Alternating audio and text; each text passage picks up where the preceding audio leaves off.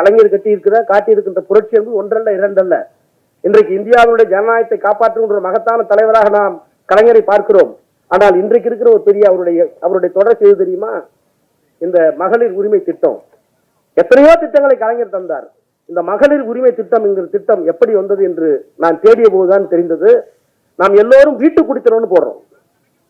உங்க ஒய்ஃப் யாருன்னு கேட்டா பத்திரம் எழுதும் போது தமிழ்ச்செல்வி, காப்பே, ஆறுமுகம், வீட்டு குடித்தனம் போடுவாங்க. House wife.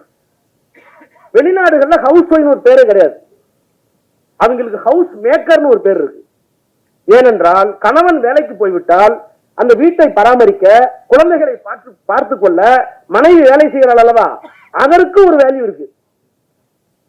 அந்த துணைவியார் அந்த இல்லத்தை பராமரிக்காவிட்டால், குழந்தையை பராமரிக்காவிட்டால் அதற்கு ஒரு நர்ஸை போட்டினா மாசம் 20,000 30,000 வரும். அப்ப அந்த 20,000 30,000 யாருக்கு போய் சேரணும்? மனைவிக்கு போய் சேரணும். அப்ப ஹவுஸ் மேக்கர் வேற, ஹவுஸ் ஒய்ஃப் வேற. ஹவுஸ் மேக்கர் என்கின்ற கான்செப்ட் மேலை நாடுகளை வந்ததற்கு பிறகுதான் அவர்களுக்கும் உரிமை இருக்கிறது என்று நீதிமன்றம் சொன்னது.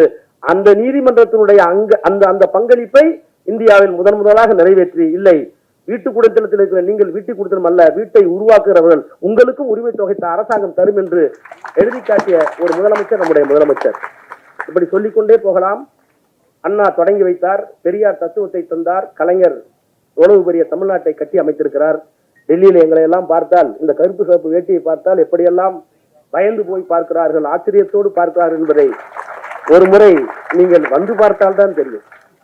தமிழ்நாட்டுக்குள்ள இருந்தா உங்களுக்கு கலைஞரே சாதாரணமா தான் தெரியும். வெளிநாட்டுக்கு போனால்தான் கலைஞருடைய மரியாதை, கலைஞருடைய ஆற்றல், கலைஞருடைய மாண்பு தெரியும். ரொம்ப நல்லா எழுதியிருக்கார். நேரம் இல்ல, ஒன்னே ஒண்ணு சொல்றேன். கருணா கல்யாணத்துக்கு கலைஞர் போறார், தலைவர் போறார். மாப்பிள்ள உட்கார்ற நாற்காலி ஆடுது. கலைஞர் உடனே சொல்றாரு, கருணாநிதிக்கு எந்த நாற்காலி கொடுத்தாலும் இந்த பேருக்கு இப்படிதான் ஆடும், நம்ம தான் ஜாக்கிரதை. நான் அருமை தம்பி உதயா வைத்துக் கொண்டு சொல்லுகிறேன் உரிமையோடு, எதிர்காலத்தில் ஆடாத ஒரு நாற்காலியை நம்முடைய கருணாவுக்கு வழங்குங்கள். நன்றி, வணக்கம். பாதகம் செய்பவரை கண்டால் நாம் பயங்கொள்ளலாகாது பாப்பா, மோதி மிதித்து விடு பாப்பா, அவர் முகத்தில் உமிழ்ந்து விடு பாப்பா. அண்மை செய்திகளை உடனுக்குடன் தெரிந்து கொள்ள இணைந்திருங்கள் இயம்நாடு தொலைக்காட்சியுடன்.